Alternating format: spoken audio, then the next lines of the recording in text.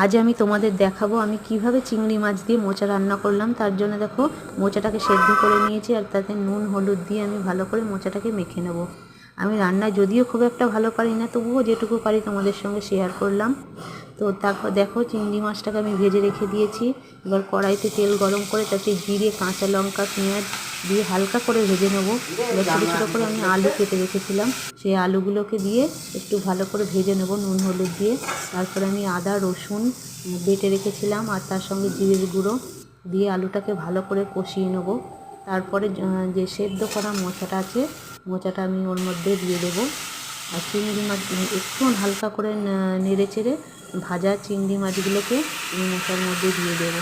তারপরে ভালো করে নেড়ে চেড়ে একটু জল ঢেলে ফুটিয়ে নিয়ে গরম মশলা দিয়ে নামিয়ে নেব। তো রেডি আমার মোচা চিংড়ি। তো আমার ভিডিওটা কেমন লাগলো অবশ্যই আমায় জানিও।